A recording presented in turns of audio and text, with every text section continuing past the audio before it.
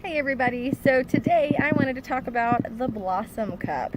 This is not schooly related. This is for all the ladies out there, or any guys that are interested in learning more about this for their significant others. It's really great. So I'm going to get graphic here, so change it if you don't like it. We're going to talk about periods. Periods suck, tampons suck, pads suck, just all over sucks, right? It's that, 5 to 7 days of the month where you have to hide like you murdered somebody in your pants. So I hate it. It's like the worst feeling, right? So anyway, I've been wanting to get away from tampons because they cause toxic shock syndrome. There's a lot of chemicals in the cotton now that they use, and it really disturbs your body's natural flora and fauna because, obviously it's absorbing all the blood, and all the other stuff that comes with it, but it's also stripping out all your other natural liquids that really make your vagina healthy. So talk about vagina health, do something a little bit, instead of having to roll up a rag like the old days or wear a diaper like pad, and have to check, your tampon or your pad every 2 to 4 hours, maybe even more. I mean, everybody's different. It really sucks. And then maybe, I even sleep on a towel at night sometimes, because I'm scared I'm going to get it on my bed, or just terrible, right? So I did some research. I got the Blossom Cup from Amazon. After I did some research, I asked some ladies that I know that used it. They let me know how they liked it. If you have any sensitivities to silicone, maybe there's some other options out there, so I would look into it. But overall, they said there was a learning curve, but they freaking loved it. So I said, okay, let's do this, right? $13, I'm not going to lose any money, really, okay? A box of tampons will cost anywhere from $5 to $10 a month or 2 months. I guess it depends on how much, everybody's different. Again, everybody's different. So for me, I put it in right the first time. You fold it like this, okay, and you kind of smash it more. I have to do this one-handed. And then you sit on the toilet and you insert it, right? And then it just kind of opens up, and then this is the piece that you'll pull out.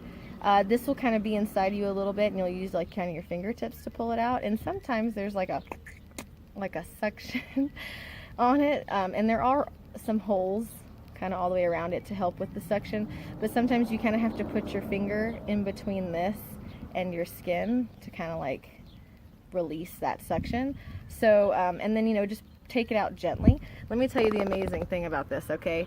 I didn't have to change it in the middle of the night. After sleeping 8 to 10 hours, I didn't have any leaks in my bed. Now sometimes there is a learning curve, right? After I put it in the first time, I checked it after 6 hours on a heavy flow day. It says it can be up to 12. And it was only halfway full, 3/4 full maybe. So I just dumped it out, I cleaned it off. For those of you who live like me in a tiny house and have a compost toilet, or and you don't have a bathroom sink either, what I do is I'll dump it, in my compost toilet in the pee container part, and then I'll put baby wipes underneath it and just kind of set it upside down, and then I'll clean, all around it. I'll clean the inside, get it all cleaned off, and then I'll reinsert it again, and then be good for 8 to 12 hours really. I did put it in wrong 3 times in a row. It really sucked. I was getting really frustrated because obviously we're all in such great moods, whenever we have to do this. So I was getting a little pissed off and bitchy. Anyway, and it was leaking a little bit, and it did feel uncomfortable. I could kind of tell that it wasn't in correctly. So, I took it out, redid it again, and I finally got it right. I finally figured out the sweet spot.